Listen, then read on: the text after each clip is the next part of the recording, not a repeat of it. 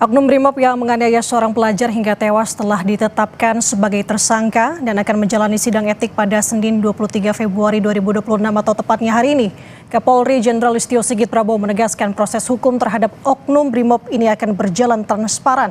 Lantas dari kasus ini, saudara, bagaimana mencegah tindakan polisi agar tidak membahayakan warga sipil?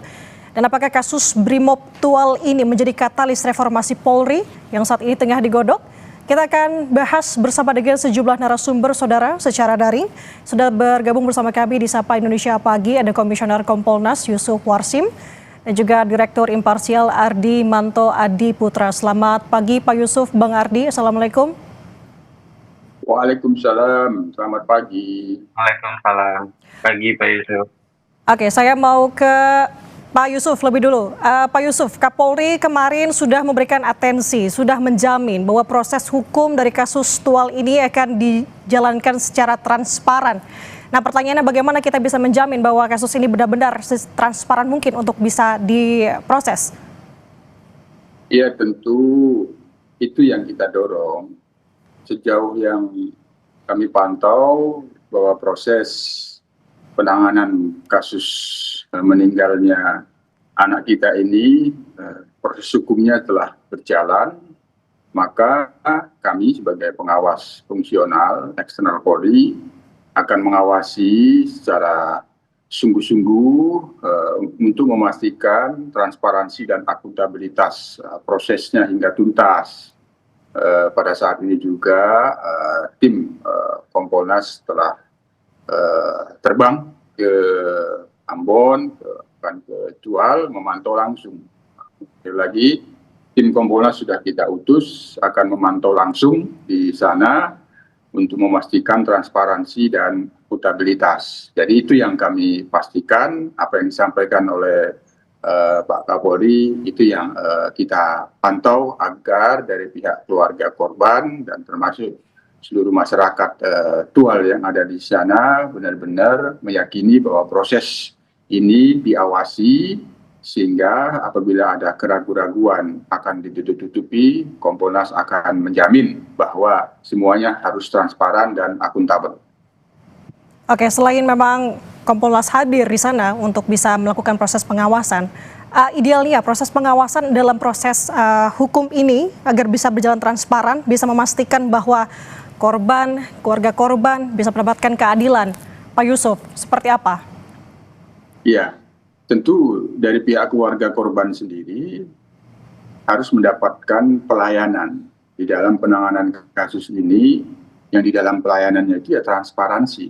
Nah, proses tahap-tahapnya itu diberikan layanan kepada pihak keluarga korban, sehingga kemudian nanti proses bagaimana apabila sudah masuk dalam persidangan, tentu wilayah kewenangannya itu ada pada jaksa. Tapi dalam proses penyidikan ini, yang kita tekankan betul pelayanan kepada pihak keluarga korban. Nah, mitigasi yang perlu dilakukan dengan keluarga korban juga perlu dilakukan. Tapi yang paling penting, keterbukaan informasi selama proses berjalan itu tidak mengalami hambatan-hambatan, itu yang kita awasi.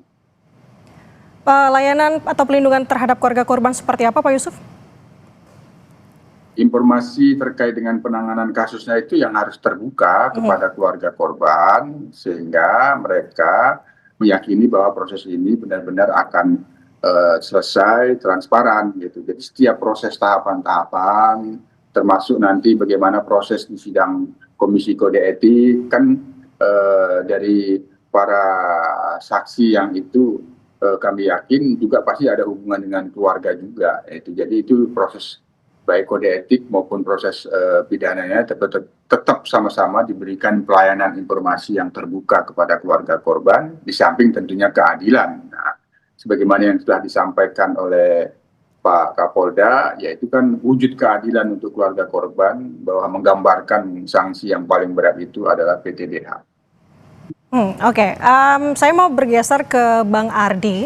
Sebelum saya tanya ke Bang Ardi mengenai proses pengawasan dan penjabaran dari Pak Yusuf tadi, tapi dari sudut pandang Anda, Bang Ardi, melihat kasus kekerasan yang dilakukan oleh polisi belakangan ini, bagaimana Anda melihatnya?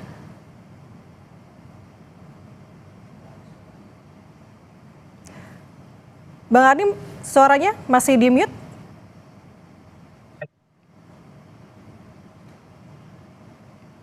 Oke, silakan. Kan berbelasungkawa yang mendalam kepada korban. Dan kami melihat fenomena ini tidak hanya atau tidak bisa dipandang sebatas penyimpangan atau kekerasan yang dilakukan oleh individu anggota kepolisian saja, melainkan ini merupakan persoalan serius relasi antara polisi dan masyarakat. Nah, apa persoalan seriusnya? Dari kasus ini kita masih bisa mengetahui bahwa kepolisian masih dengan mudah atau cenderung dengan gampang itu melakukan kekerasan kepada masyarakat. Nah, ini persoalannya yang menjadi perlu digarisbawahi hingga hari ini gitu. Nah, kepolisian ini dalam melakukan kekerasan ataupun pelanggaran kepada masyarakat begitu ya, itu juga tidak disertai dengan sanksi ataupun hukuman yang berat, sehingga peristiwa-peristiwa semacam yang terjadi terhadap Arianto ini di Tual ini itu terus berulang dari tahun ke tahun. Tahun sebelumnya kita bisa melihat tragedi pada bulan Agustus. Pada sebelumnya kita juga mengenal tragedi Kanjuruhan. Itu adalah perilaku kekerasan kepolisian terhadap publik yang masih ditolerir secara institusi, secara internal oleh institusi kepolisian. Dan sanksi terhadap mereka yang melakukan kekerasan tersebut itu cenderung ringan dan juga tidak akuntabel, begitu ya, minim akuntabel. Nah, ini yang perlu dibenahi, saya kira, oleh institusi kepolisian. Bagaimana mengakhiri, ya, jangan sampai terjadi lagi ada Arianto berikutnya ke depannya di kemudian hari, dan praktik atau budaya kekerasan di kepolisian ini dapat diakhiri semaksimal mungkin, begitu. Oke, Bang Ardi, berarti dalam kasus ini tersangka itu dijatuhi PTDH dan saat ini diproses hukum. Apakah dari hukuman atau sanksi ini Anda sudah menilai ini merupakan sanksi berat sehingga memberikan efek jera? Pelaku mungkin iya, tetapi perlu diingat dari peristiwa Tual itu kesalahan tidak cukup hanya dibebankan kepada pelaku yang melakukan kekerasan terhadap anak ini, tetapi juga ya kepada atasannya. Kenapa juga dalam pengamanan aksi balap liar itu kepolisian perlu bahkan menurunkan satuan BRIMOB. Nah, ini yang sebetulnya penggunaan kekuatan yang kami nilai itu sama sekali tidak dibutuhkan begitu atau dilakukan secara berlebihan oleh kepolisian, ya. Dalam penanganan balap liar itu cukup misalnya satuan Sabara ataupun Binmas begitu ya, yang disertai dengan Polantas begitu ya, itu mungkin cukup, dan juga tidak perlu mengerahkan kekuatan yang kita kenal ya, merupakan satuan keanggotaan atau unit di kepolisian yang memiliki kemampuan yang cukup besar gitu dalam penggunaan kekuatan. Biasanya itu digunakan untuk menangani kasus-kasus besar seperti terorisme. Tetapi ini dalam kasus di pengamanan aksi balap liar di Tual itu langsung kepolisian menggunakan komandannya menurunkan satuan BRIMOB. Nah, ini yang perlu juga diperiksa, saya kira, tanpa ada evaluasi soal penggunaan kekuatan ya di kepolisian oleh struktur, karena ini masalah struktur dan sistemik. Jadi ini saya katakan bukan masalah individunya saja. Ya, individu di kepolisian masih memang cenderung melakukan kekerasan, memiliki karakter militeristik begitu ya, itu yang harus dibenahi, itu betul. Tetapi juga persoalan sistemiknya juga perlu dibenahi atau diatasi. Saya kira penting juga bagi kepolisian itu untuk memanggil atau mengevaluasi komandan yang mengerahkan satuan BRIMOB ke lapangan pada saat penanganan aksi balap liar tersebut, dugaan aksi balap liar tersebut. Oke, Saya mau bertanya ke Pak Yusuf. Tadi kan Bang Ardi sudah menyinggung bahwa sepertinya ada kekuatan berlebih di sini. Nah, ini menyangkut soal kronologi pada saat kejadian, Pak Yusuf. Pada saat itu tersangka ini sedang berpatroli, artinya bersama dengan regu. Sebenarnya bagaimana SOP untuk bisa mengatur sebuah tindakan? Apalagi kan yang ditangani ini adalah balap liar. Apakah memang ini terlalu berlebihan dalam kekuatan yang berlebih untuk melakukan tindakan dari salah seorang polisi begitu? Iya, jadi sementara kita menduga karena bagaimana kronologi itu kan bagian dari fakta-fakta peristiwa yang perlu dijadikan bukti-bukti di dalam proses hukum dan proses kode etiknya. Ya, kita menduga saja ada patroli. Nah, karena memang patroli itu ini persoalan kelembagaan. Pertama ini persoalan kelembagaan yang perlu kami akan lihat berdasarkan fakta-fakta di lapangan sesungguhnya bagaimana itu kami akan lihat sehingga nanti akan melahirkan saran dan masukan. Pertama soal kelembagaan memang terkadang keterbatasan personil sehingga ketika dilakukan patroli kegiatan rutin yang ditingkatkan menggunakan personil BRIMOB. Nah, memang seharusnya sesuai dengan SOP BRIMOB itu sifatnya perbantuan. Nah, yang paling utama di dalam pelaksanaan patroli KRYD itu ya Sabara, Binmas, Sabara yang paling utama. Jadi ketika ini BRIMOB digunakan untuk patroli KRYD, diduga ada keterbatasan personil sehingga ini menjadi fakta-fakta yang kita harus pastikan betul di dalam proses hukum ini sehingga akan melahirkan saran dan masukan. Yang kedua, belum tentu juga persoalan ini kaitannya dengan hierarki itu. Persoalan hierarki ada tanggung jawab atasan, tapi ini sebenarnya persoalan yang sifatnya sistemik, masalah kultur anggota, kultur oknum yang masih kultur kekerasan. Itu budaya belum bisa budaya mengayomi dan melayani. Ketika melihat anak, kultur yang dibangun itu ya kultur mengayomi, namanya berhadapan dengan anak itu ya kulturnya kultur mengayomi. Nah, bukan dipandang sebagai problem. Pak Yusuf, sebagai musuh, misalnya sebagai musuh lagi itu yang harus dijauhkan itu. Ya kultur mengayomi itu ketika berhadapan dengan anak itu harus kuat. Jadi di sini ada persoalan pembinaan dan pendidikan yang perlu terus dilakukan pembenahan, memastikan bagaimana membina dan mendidik personil dengan kultur mengayomi dan melayani. Ketika itu kuat, dalam situasi apapun, saya yakin bahwa ketika berhadapan seperti dengan anak, maka sense, habitus yang muncul bagaimana mengayomi seorang anak. Itu yang perlu dibenahi pada aspek pembinaan dan pendidikan. Apabila materi-materi di pendidikan ini belum ada membangun kultur mengayomi, maka ini yang harus dibenahi. Oke, saya ingin kembali lagi mengenai proses hukum yang sedang dijalani untuk saat ini, apalagi tadi Anda menyinggung soal hierarki di sini. Artinya kalau tersangka pada saat patroli bersama dengan regu, kita tidak hanya terfokus mengenai transparansinya saja, Pak Yusuf, berarti artinya secara keseluruhan ini bisa saja dalam satu regu itu, apalagi pimpinan regu ini juga harus diperiksa terkait dengan bagaimana ia memberikan instruksi dan lain-lain sebagainya. Iya, kalau saya memang dalam beberapa kesempatan berpikirnya karena Polri ini kan organisasi yang kita bangun sistem kepolisian terpusat, hierarkinya kuat, hierarki perintah atasannya itu kuat, namanya terpusat ya. Maka ketika ada setiap peristiwa, atasan itu tetap harus dimintain pertanggungjawaban. Apakah itu pertanggungjawaban administratif, tentu yang paling dekat pertanggungjawaban profesi, kode etik.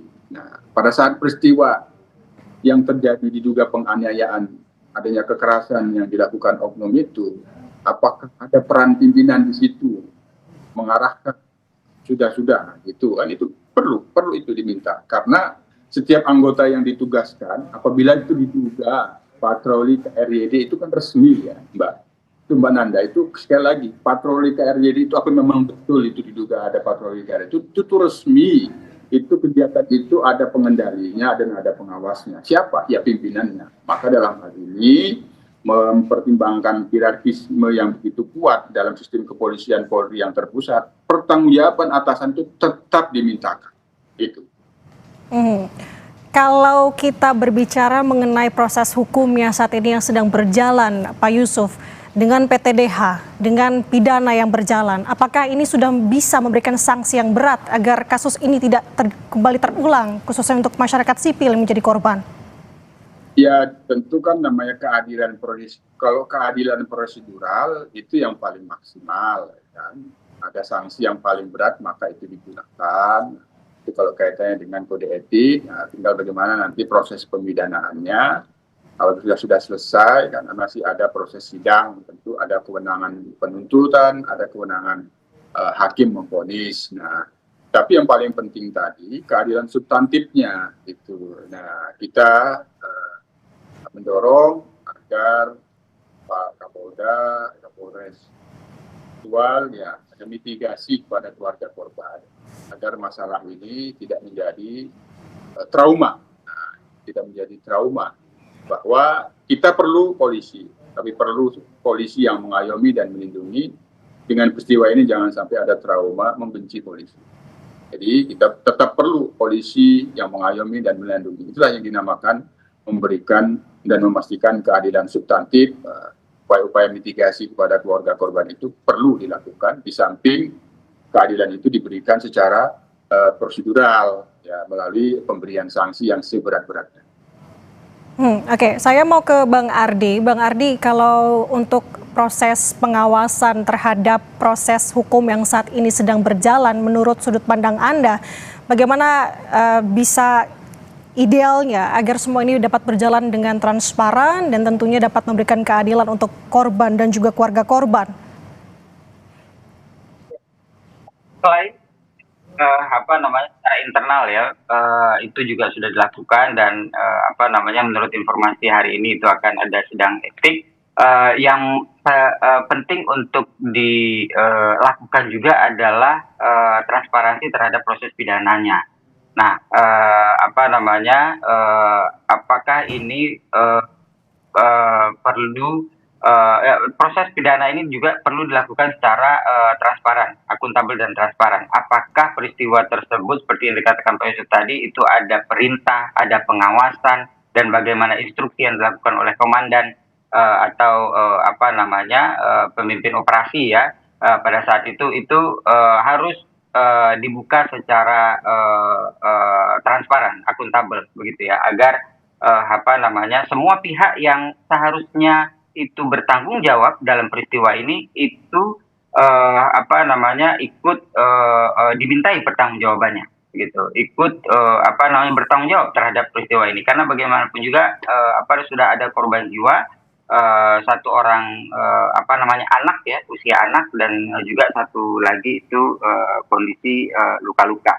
Nah, publik juga perlu memantau begitu ya terhadap proses ini. Jangan sampai seperti yang sudah-sudah, karena yang sudah-sudah itu adalah bisa jadi hari ini PTDH, kemudian beberapa saat kemudian ya tidak lama itu kembali lagi bertugas seperti sedia kala begitu ya.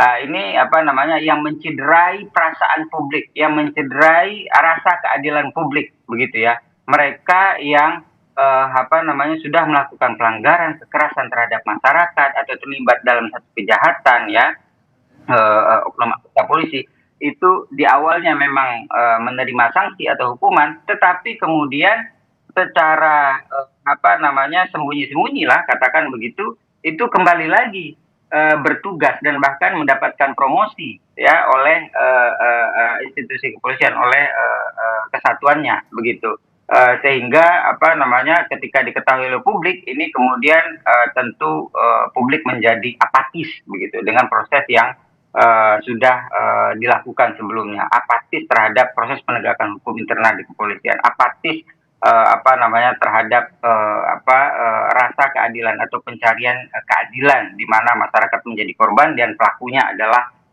anggota kepolisian itu sendiri begitu.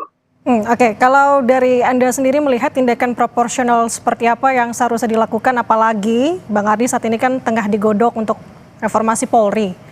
Berkenaan terkait dengan hal tersebut, apa yang kiranya menjadi poin-poin penting agar kasus ini tidak kembali terulang mengenai tanda kutip kekerasan yang dilakukan oleh polisi? Selain dari persoalan budaya, culture set ya, di anggota kepolisian kita yang masih cenderung melakukan kekerasan, masih dekat dengan budaya militeristik ya, itu juga secara sistemik tadi saya katakan penggunaan kekuatan di kepolisian ini harus dilakukan secara terukur ya, satuan-satuan kekuatan, alat-alat yang digunakan ya. Ya kita tahu helmnya Brimob itu beda dengan helmnya Sabara begitu. Ketika dipukul ke kepala orang anak kecil ya itu akibatnya tentu akan berbeda begitu. Penggunaan kekuatan seperti dalam peristiwa-peristiwa sebelumnya, evaluasi terhadap penggunaan gas air mata misalnya ya, yang itu diprotes secara cukup masif belakangan ini, itu harus dievaluasi. Jadi seluruh penggunaan kekuatan kepolisian itu harus dievaluasi dan dilakukan secara betul-betul terukur begitu.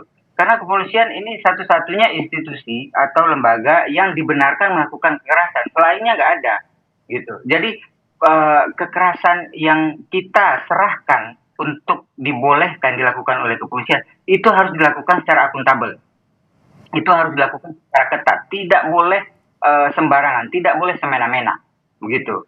Karena akibatnya bisa jadi sangat fatal begitu ya. Selain kejadian di Tual kemarin, tapi sebelumnya begitu ya, kita selalu menyaksikan begitu ya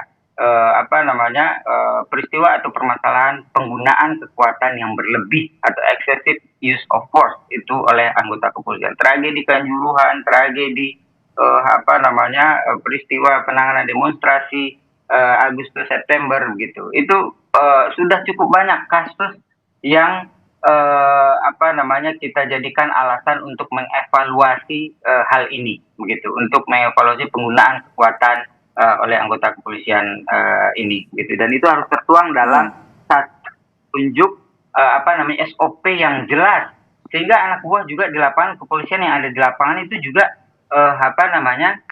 bisa dengan mudah memahami kapan mereka harus menggunakan kekuatan atau tidak gitu. Karena persoalannya selama ini aturannya tidak jelas, anggota di lapangan juga ragu-ragu menanggapi eskalasi yang terjadi di lapangan. Nah ini akibatnya begitu, sehingga kekerasan dalam skala yang kecil ditoleransi dan akhirnya terus menerus terjadi menjadi budaya, dan itu tidak terkontrol dan akhirnya jatuhlah korban seperti yang terjadi di berbagai daerah begitu ya.